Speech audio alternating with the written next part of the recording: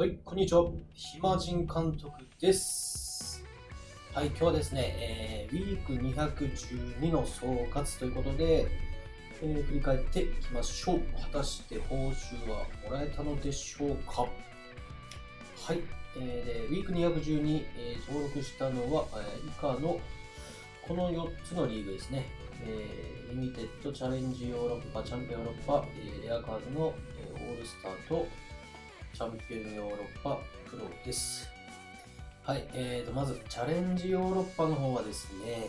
3124人が参加して結果241位。まずまずの結果ですけども、報酬は届かずという結果になってしまいました。はい、で次がチャンピオンヨーロッパ、こちらが2249人が参加して、結果的に1006位と、全然ダメですね。はい、もちろん報酬もならずと。はい、続いてチャンピオンヨーロッパプロ、こちらが490人が参加して、133位。はい、で最後このオールスター、こちらが、12,414人中、311位と。はい、これは、初報酬ゲットできました。はい、おめでとうございます。初めての報酬ですね。で、報酬プラス、こちらが、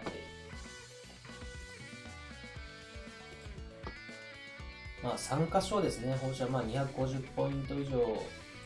らえたので、参加賞として、0.02 イーサリアム、日本円にしてだいたい9000円ぐらいですかね。9000円ちょっと。311になったんで、ティア3の選手を1枚ゲットできましたと。で、結果的にこのブレイン選手ですかね。アメリカ代表らしいんですけど、この選手をもらうことができまし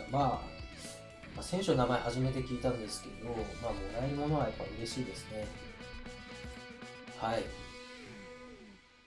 で、オールスターですね、もうちょっと上位に行けるチャンスがあっただけに非常に悔しい内容となりました。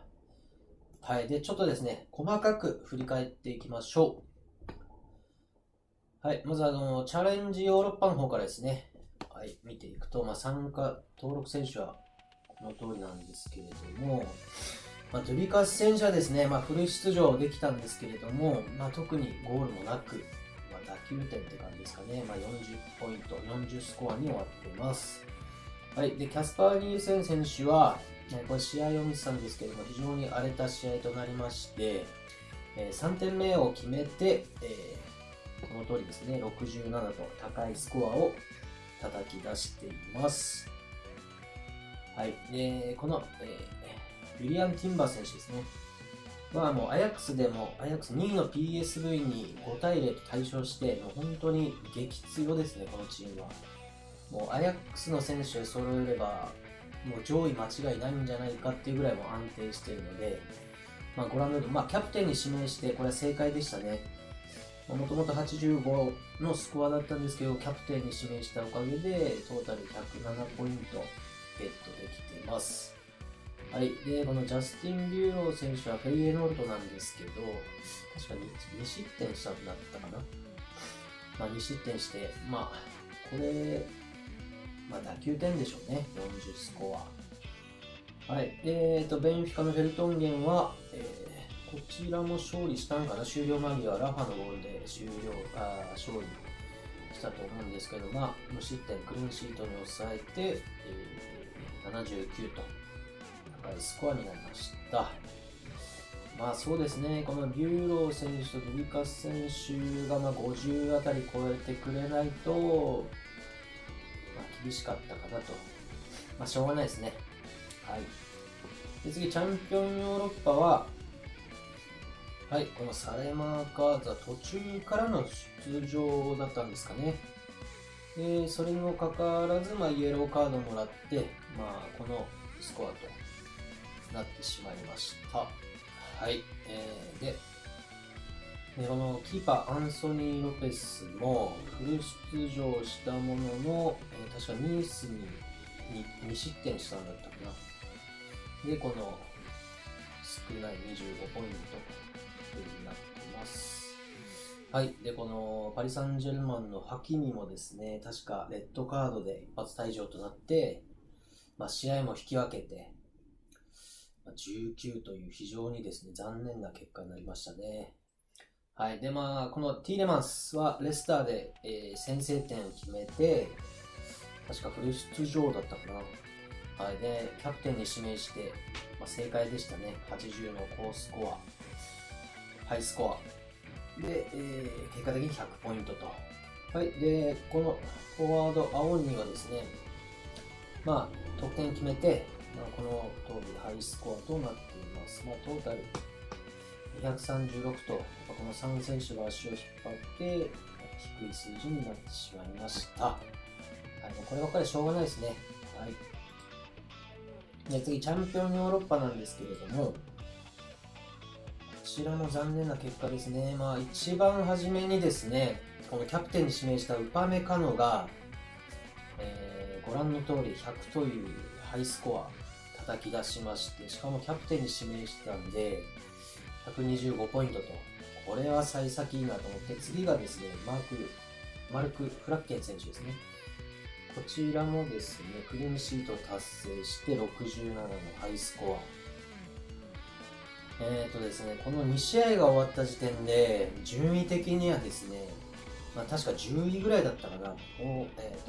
ャンピオンヨーロッパプロの中でも10位ぐらいだったので、これはかなり上位期待できるんじゃないかなと思ってたんですけれども、次のドルトムントのこのビツェルが、スタメンじゃなかったんですよね、まず。で、途中からの出場で、いいところなく、ご覧の通り27と、非常に残念な結果に終わってしまって、次の、ボルシア MG のですね、このエンボロ選手も特にいいところなく、34ポイントと、スタメンフル出場だったんですけれども、本当に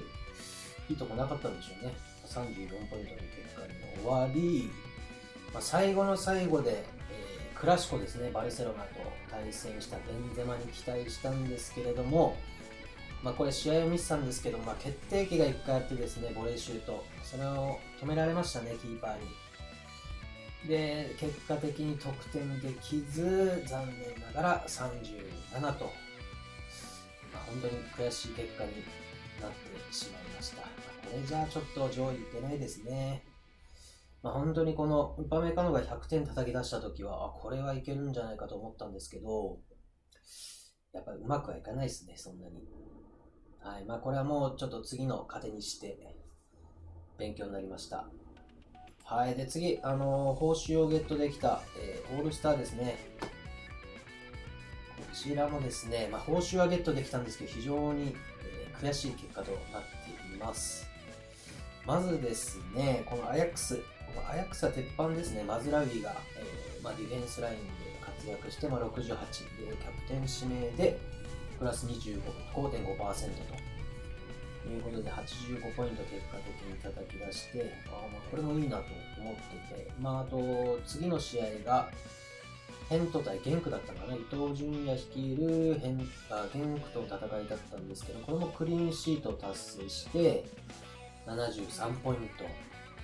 で次がですね、ベンフィカ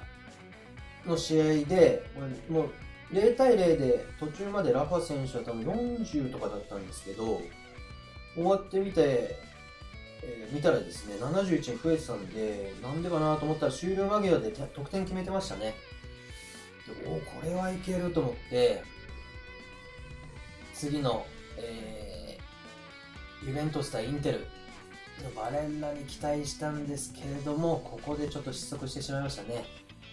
バレッラは前半右、後半左で結構、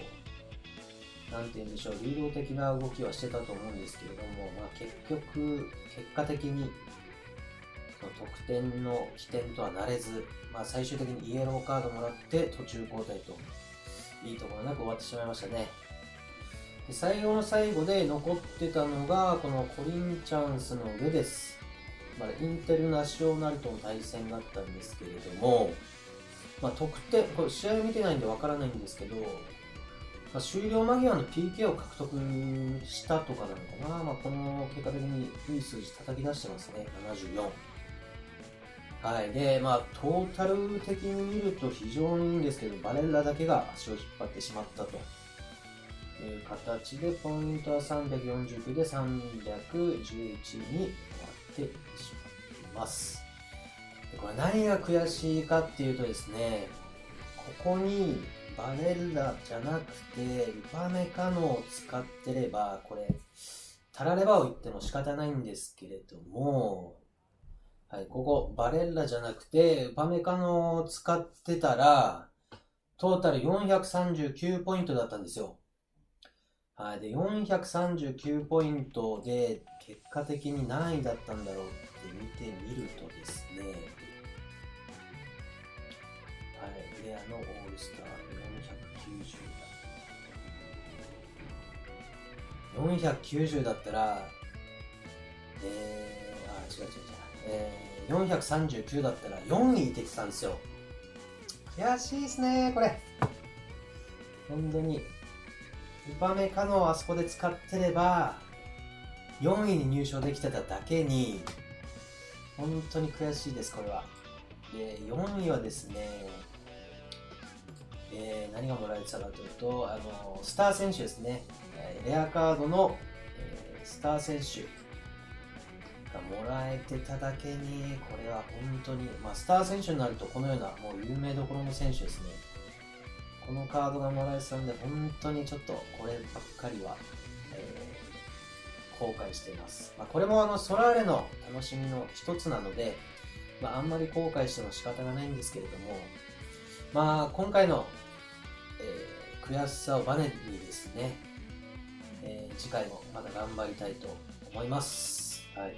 で、今週末に行われるまた214に参加したいと思うので、これはですね、また戦略を練って、持ちカードもですね、今回このアメリカ代表の選手も増えたっていうことで、この持ちカードを駆使してですね、なんとかまた報酬を獲得できるように頑張りたいと思います。はい。で、また動画撮りますので、その時にお会いしましょう。では、それではまた。